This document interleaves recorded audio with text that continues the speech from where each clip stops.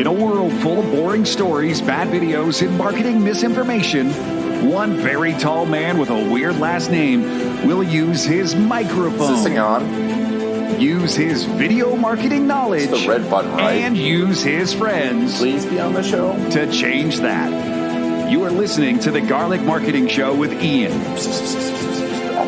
What? No, that's how you pronounce it. Well, if you say so, your host, Ian Garlic.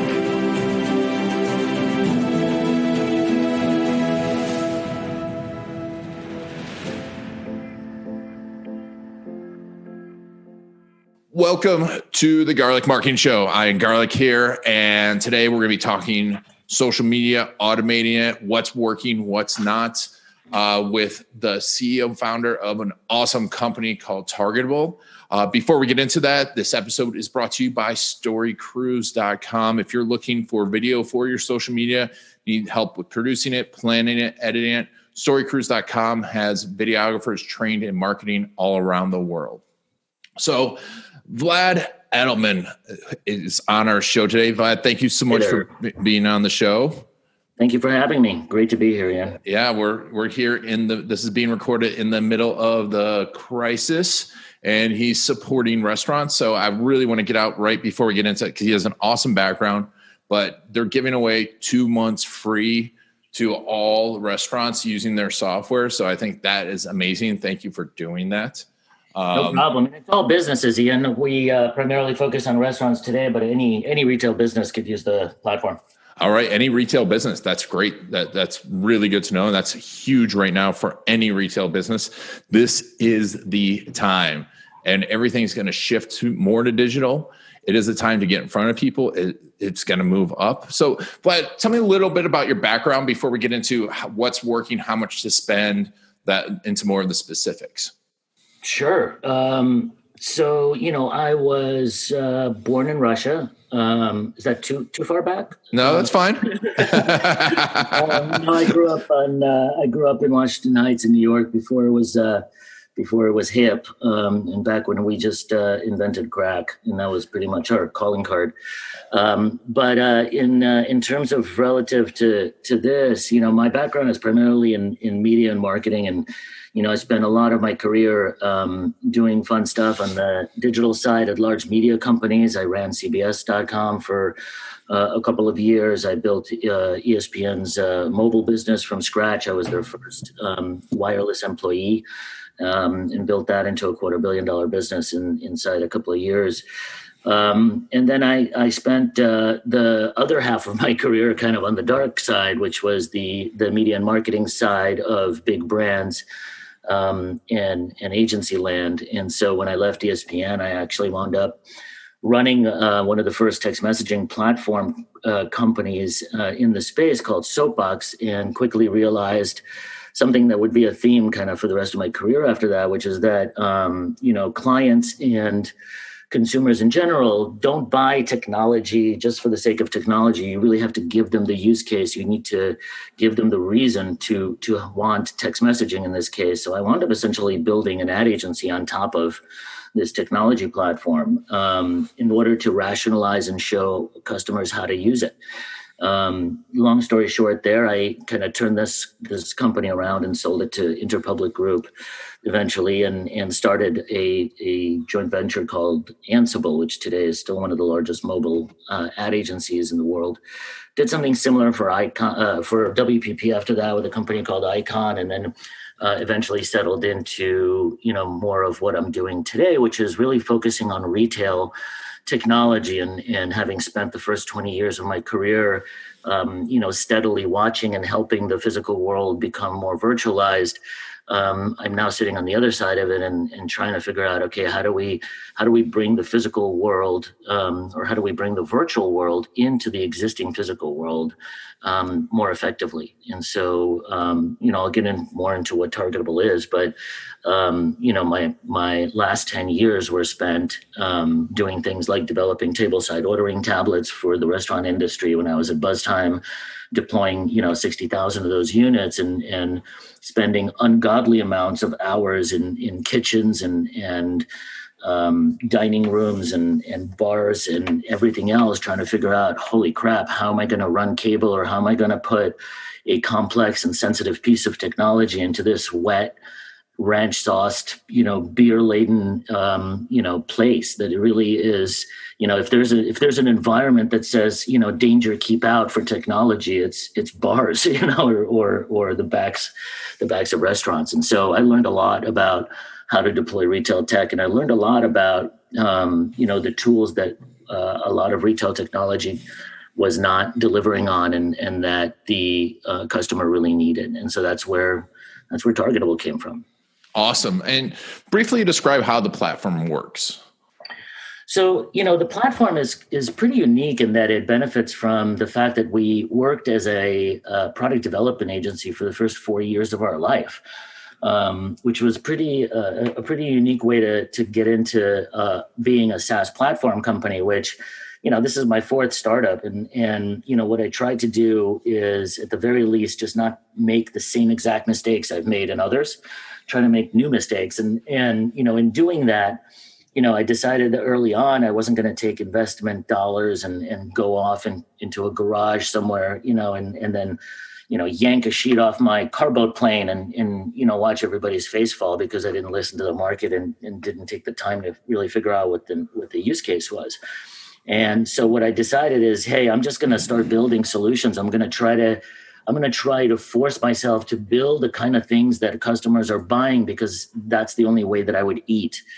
And so, I grew this company organically for the first 4 years of its life, from 0 to 2 million in billings, just going around and helping big retail companies like Buffalo Wild Wings, like Westfield Malls, like MGM Resorts, Skechers Shoes, all of these companies, just trying to help them solve the most vexing and the most immediate problems they were having.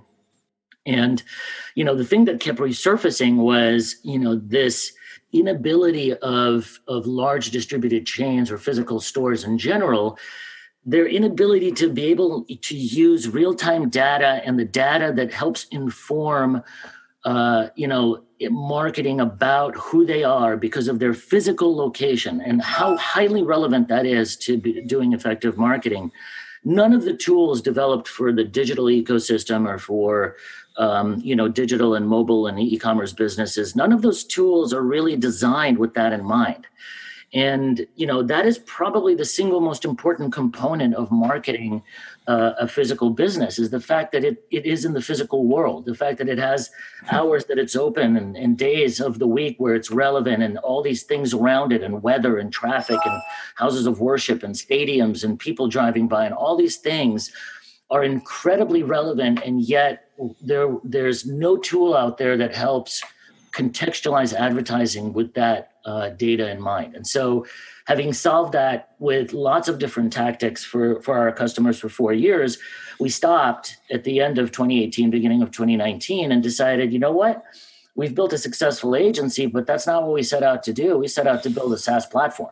So why don't we take all this intelligence, look at the thousands of campaigns that we've run, see what worked, see how our customers used it, and why don't we try to build a platform that does what our agency does in a much bigger, much more automated way. And so what Targetable is, by the end of the spiel here, and what we launched last November, is a completely virtualized ad agency. The platform, within 90 seconds of engaging with a customer and getting your Facebook credentials, it's built out a rich data profile that includes every shred of digital information about you from the digital ecosystem that it's collated. It includes all the data that's relevant to you because of your location, so weather feeds and traffic feeds and demographics, psychographics, all that stuff.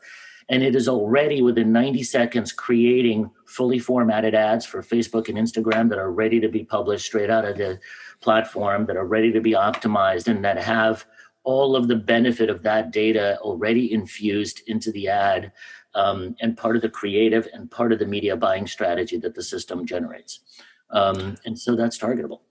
Nice. And, we talked about it beforehand, but a lot of people focus and think that ads don't work, or that they shouldn't be spending money on digital advertising. It should just be organic Facebook posts and organic. Ads don't work. That's why there's so many of them.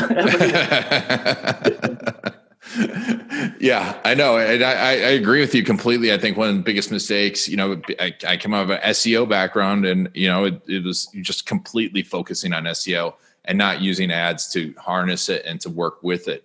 Why is it so important that retail restaurants be doing actual digital advertising? Well, it's the famous kind of, John Wanamaker quote, right? I know half my ads don't work. I just don't know which half, right? Yeah.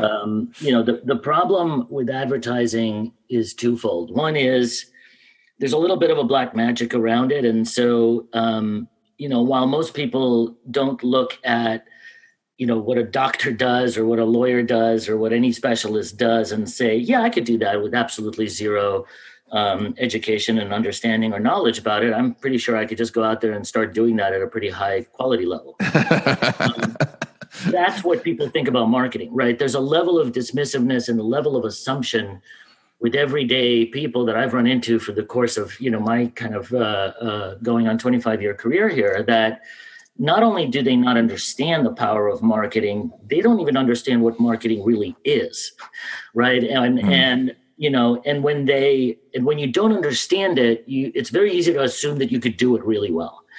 And what the problem is that the industry really hasn't helped, which is that, while there is no assumption on the part of the ecosystem that if you own a pizzeria in the corner of a Chicago street, that you should also know how to code your own websites and be able to launch your own e-commerce sites.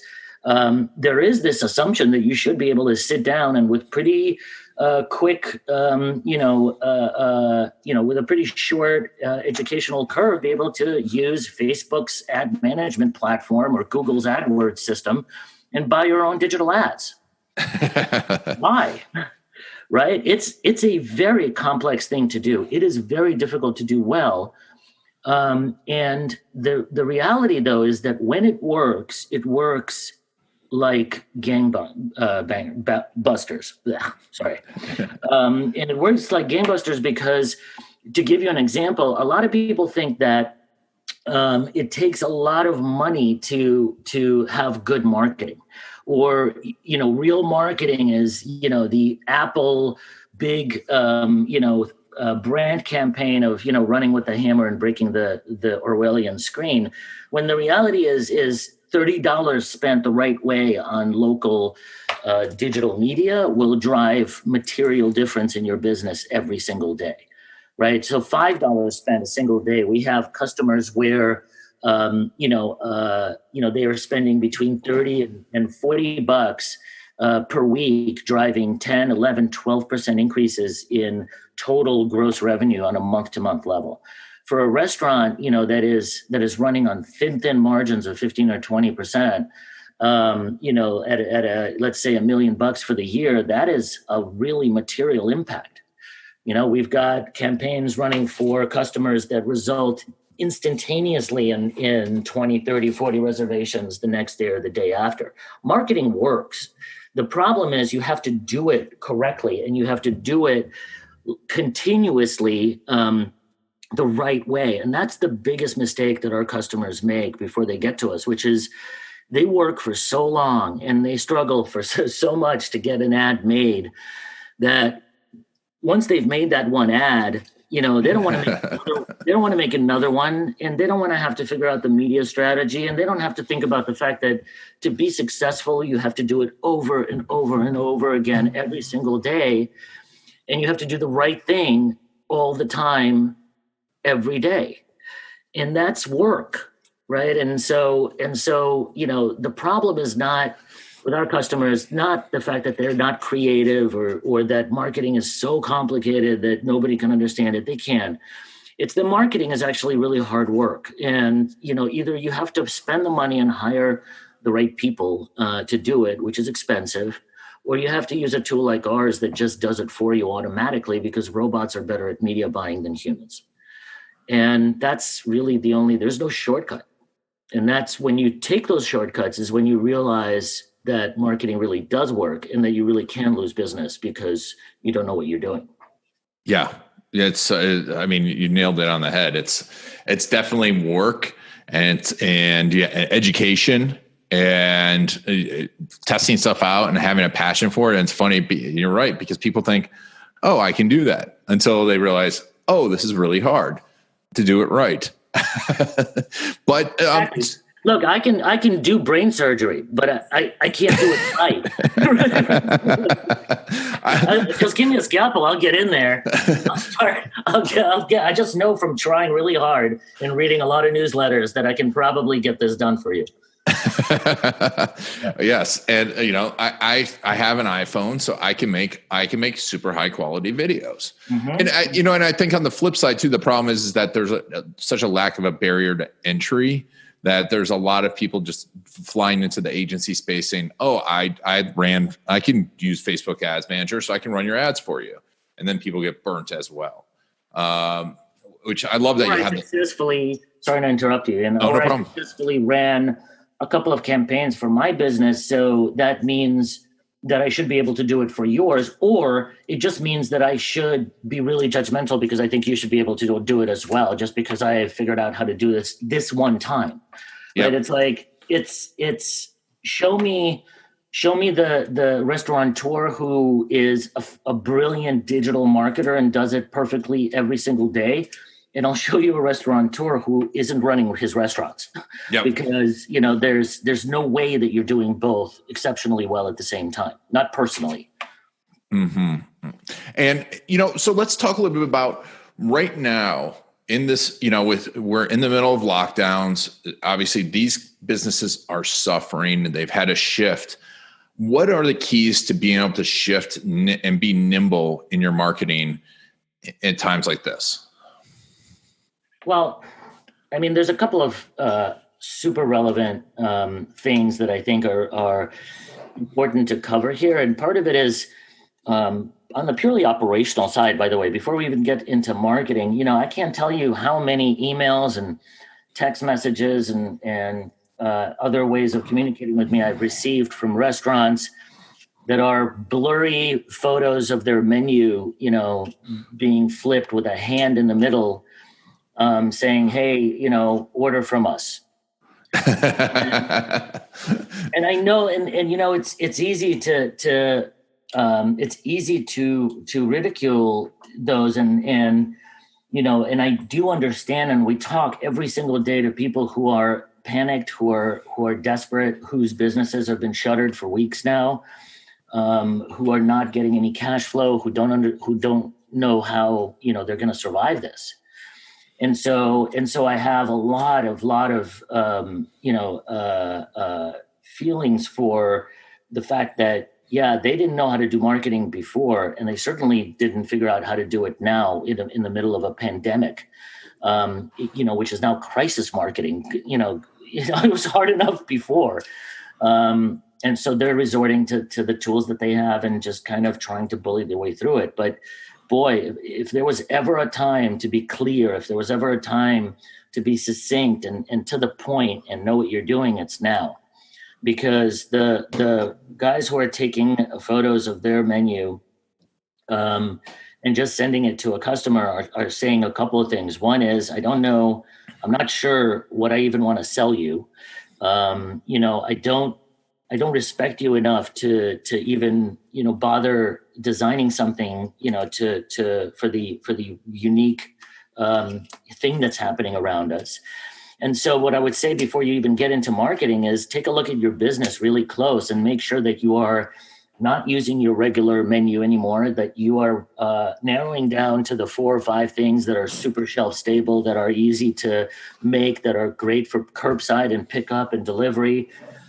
Make a really simple to go menu that you can distribute in digital formats and that's easy for people to read and legible. Make sure it's on every single piece of your digital ecosystem. And by the way, if you've been kicking the can on your digital persona stuff, if you've been kicking the can on Google for Business and your Map ID page and your Facebook presence and everything else that you've kind of left to be kind of so okay because you didn't really think anybody was looking, like this is the end of that, right? So because everybody's looking. The only place where people are finding you right now is online. We're not finding you on billboards because none of us are driving. We're sitting in our cooped up houses with our kids. Not that I'm complaining. I love them. But there's a thing is too much love. So fix all of that stuff, and it doesn't take a lot. It doesn't take a lot to go and make sure that the right information is in Google My Business, and not the address to some warehouse that sells mannequins instead of your place. And so that's first. The second piece is clarity and simplicity. Again, are going to be really critical. And consistency and frequency are what you're going to be looking for. So don't overbuy the geographic area. Just because you're going to find an audience that you think is going to love your restaurant or your product or anything that you're talking about for retail, the fact that they're 70 miles away, that should immediately discount them as somebody that you're going to be sending advertising to, because they're never going to drive all the way to your restaurant to pick up any food, right? And that's a really simplistic thing, but it's a mistake that a lot of our customers make, where they look for lookalike audiences and things like that, and then they find them so far away and they still buy them. And we ask them, well, why did you buy this? This is just a waste of money, but they're perfect for us. That phrase, "they're perfect for us," is the bane of bane of our existence, because perfect doesn't mean that they're actually your customer. It just means that they meet the criteria. But if they don't meet the simple criteria of geographic reach, then it doesn't matter how many other criteria they meet, because they're not going to come to your place. So those are the kind of the building blocks, the simplicity, the revision of all of your digital properties to make sure that everything is current and accurate. And then, what's interesting is somebody put it, actually, this isn't my phrase, so I won't take credit for it, but one restaurateur put it to me this way, which is, the price of risk has never been cheaper. So if you have put off, using DoorDash and Uber Eats and everything else because they're expensive and they take a big chunk out of your revenue and all this other stuff, well, guess what? Most of them are zero rating their delivery charges right now. They're all competing for your business. They're all on fire in terms of the amount of business they're doing because everybody's ordering. Experiment now. Take the time to test stuff. If you wanted to test a new concept, if you wanted to try a new dish, if you wanted to, try one of these services or try a different digital service, try it today, because it's never been cheaper risk-wise. What do you have to lose? Right? Yeah. Because people are confused right now anyway, and there's so much mayhem and anarchy and chaos going on that, try a lot of different things, because as you go back to business and things go back to normal, that cost of risk and the intelligence and data you're going to take with you from this time is going to be invaluable. And it can either be stuff that expires the moment you do it, or it could be lessons and data that you can then use for years to come. Yes. And so let's talk about years to come, because 25 years of experience, and I'm assuming from the timeline that you were in New York City during September 11th, what do you see coming out on the other side of this? Because I think we're in the middle of a monumental shift, and you have to kind of take some bets right now. What would you be betting on how things are going to shift, and what people should be doing right now to set up for the next stage? Yeah. So, unfortunately, I actually watched the towers fall. And that was quite a and, but it's interesting because, during that time, I remember quite clearly that in the days after, we were told to go out and to spend and not to let, the terrorists and not to let terror win. That's not what is being said today. Yeah. Today is stay indoors, and don't go to stores and don't go to restaurants and don't risk your life and other people's lives. And so, here's what's the sad truth, which is I think that, out of the 700,000 or so restaurants in the US, a lot won't survive this because, a lot were already kind of teetering on the edge. Restaurants in particular are a labor of love for a lot of people. They're not great businesses to run. they're really hard businesses to run, and you have to be good at a lot of things, and you have a very, very small margin of error for things that you don't know how to do or the things that can go wrong. And unfortunately, that means that most don't have a lot of cushions and can't really afford this. And so out of those 700,000, I'd be surprised if, probably a six-figure amount of them never made it to the end of this or never reopened. Mm-hmm. But I think that the ones that will reopen and the ones that will make it are going to be a new breed. They're going to be more nimble, going to be much faster reacting, and they're going to be much more flexible. I think these are the things that are going to, I don't think that this whole thing is, this whole crisis is creating any new trends as much as it's accelerating tremendously trends that are already underway.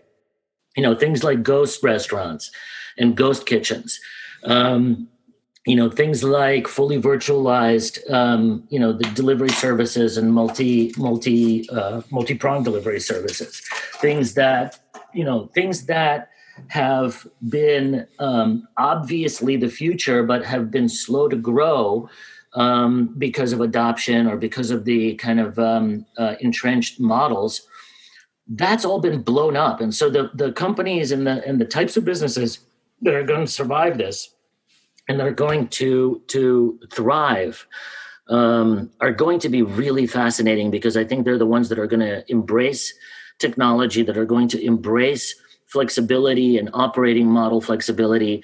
They'll be able to deliver your food as easily as serve it to you on a table, as easily as let you pick it up. And it's never going to be different quality, and it's never going to be more or less expensive. It's always going to be, consistent and excellent.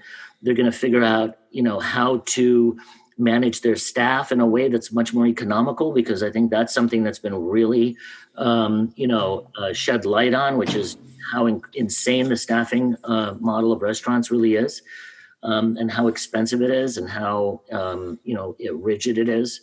So, that's really it. I think that restaurants, like a lot of businesses, are going to come out stronger for this. Yeah. And the ones that survive will. Absolutely. Yeah. And and you're so right. Everything, it's one of those things I was looking at. I'm like, can there be another pub, right? Or another brewery? And, they're just popping up all over the place. I'm like, something's going to happen because there's just too many of them. But it's almost like I keep saying, like, this is a great time to really understand what consumer packaged goods nobody really wants, right? Because you only have to go to a grocery store to see that, like, cream of bacon broccoli soup that's like the only thing that's left on the shelf because everybody was hoarding, like, the chicken noodle stuff.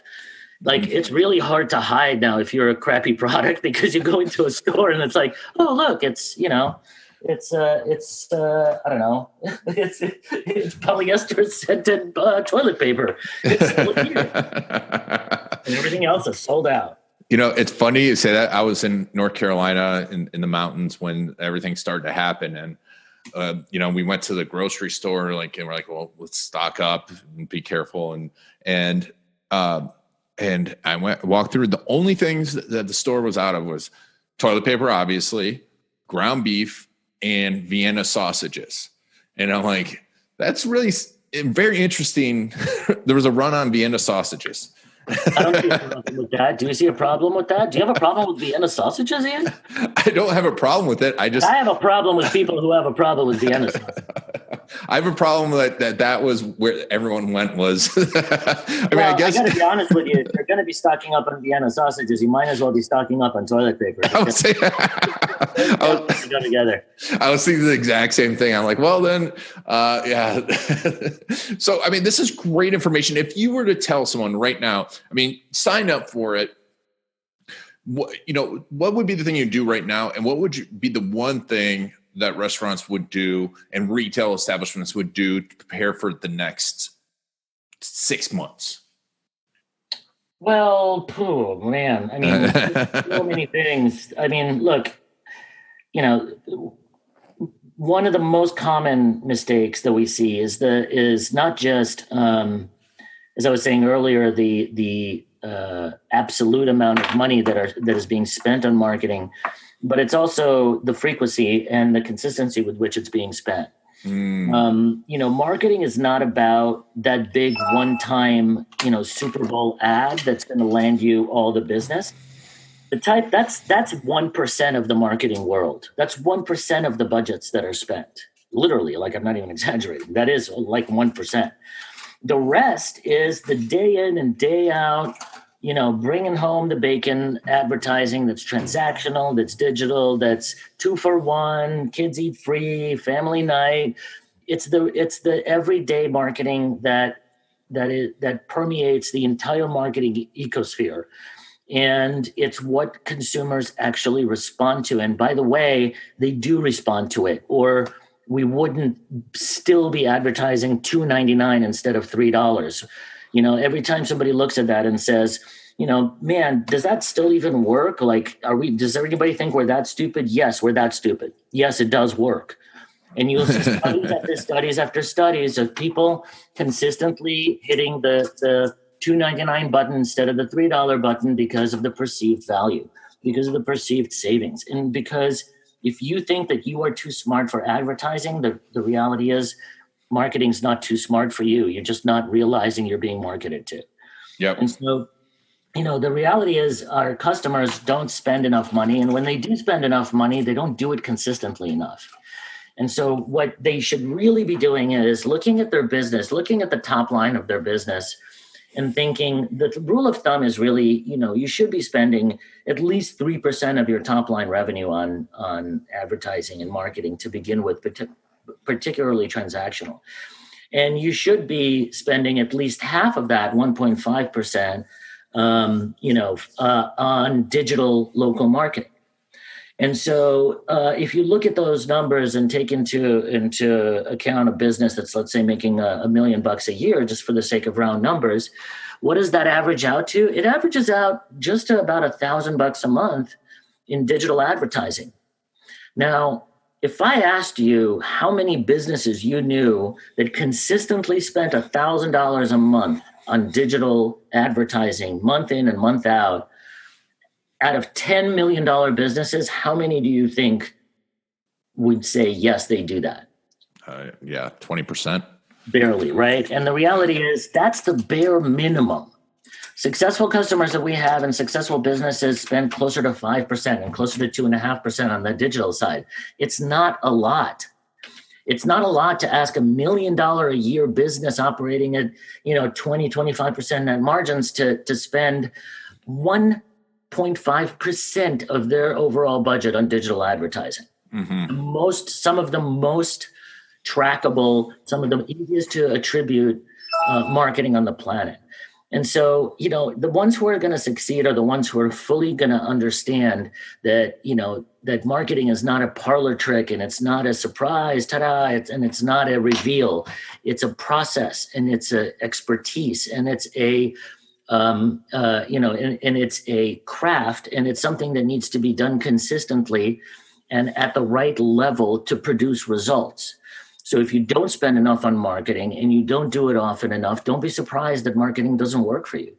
Yes. Because you're not working and you're not actually doing it the way it's supposed to be done.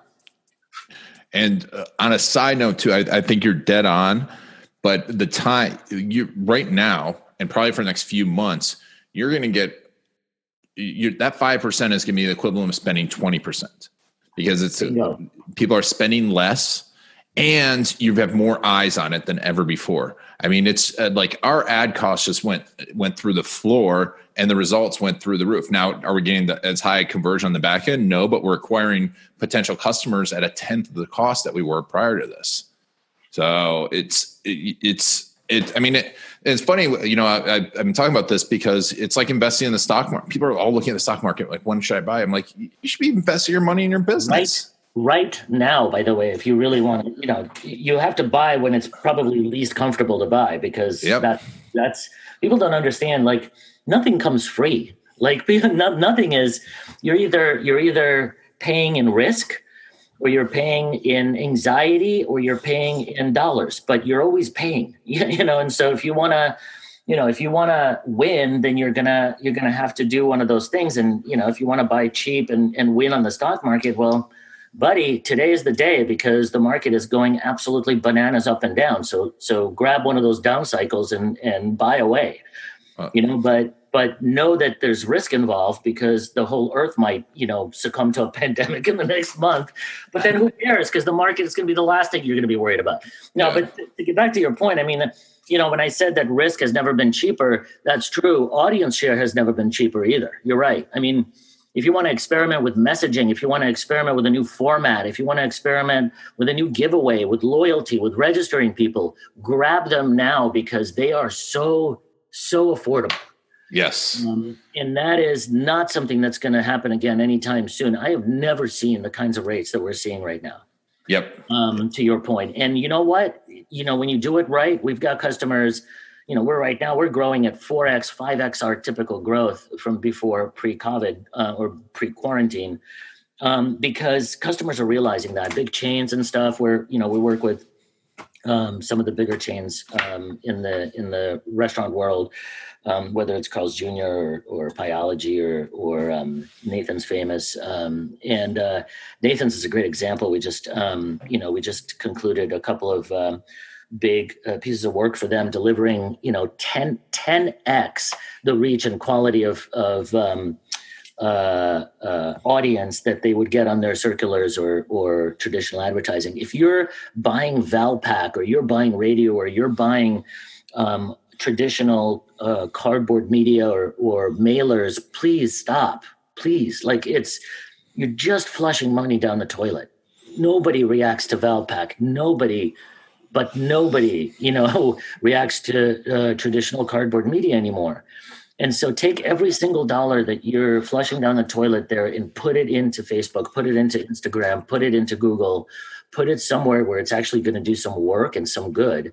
Where you're going to be investing in your own brand's future as opposed to just, shotgunning money across a whole bunch of different media, hoping something sticks. Yes.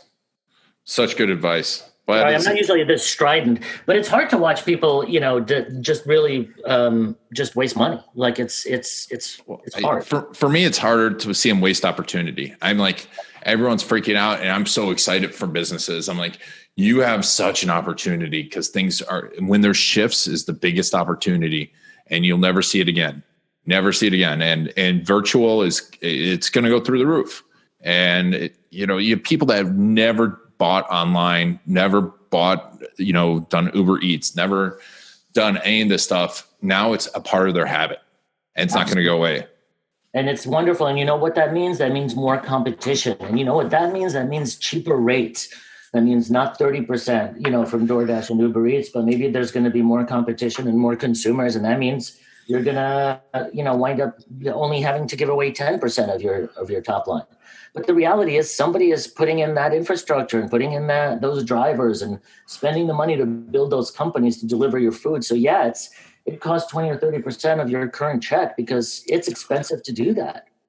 Yep. And if you're a customer and you're complaining about the fact that you're paying 30% more because you're getting your food delivered to you, you're getting your food delivered to you. Mm-hmm. That is a luxury that you have to pay for. And so, I have very little patience for a lot of the criticism that, some of these newer technologies get in the early stages because, innovation and comfort and things like that, they don't come free. Like somebody had to build the infrastructure of Uber Eats and DoorDash for you to be able to sit on your couch in your boxers and order a 3-course gourmet meal from a French, restaurant. Yep. Yeah. And if you're not paying for it in dollars, you're paying for it in your data. So don't complain there either. That's my second gripe is everybody who complains about Facebook and data. I'm like, last I checked, Facebook was still free. So you think you're paying for that gargantuan infrastructure. You think you're paying for it? No, you're just complaining about it.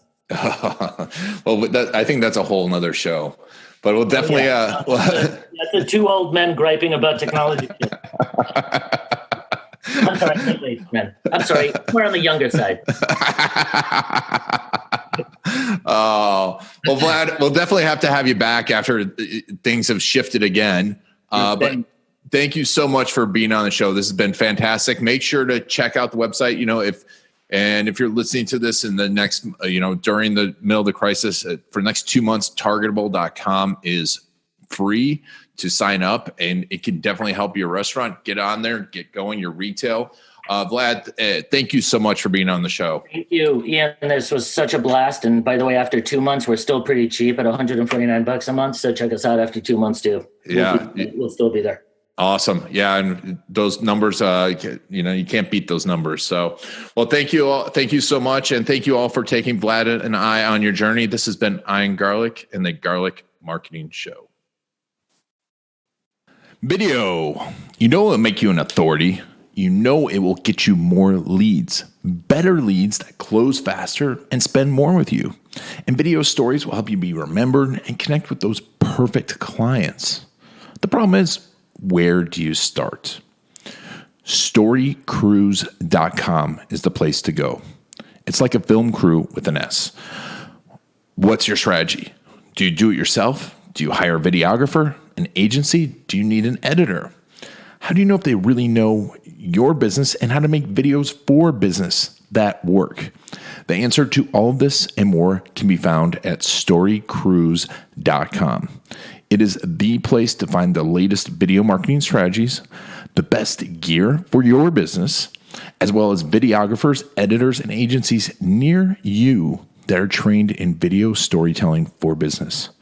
Go to storycruise.com/garlic to get special insider info for listeners of the Garlic Marketing Show, including special access to several of my courses, including my case story course. Go to storycruise.com/garlic to get a whole bunch of special offers just for listeners of the Garlic Marketing Show. Whether you're looking for a videographer or to do it yourself, go to storycruise.com/garlic to get started today.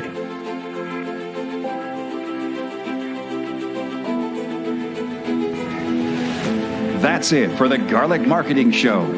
If you want to get the inside scoop and the latest techniques, make sure to follow Ian Garlic on Facebook.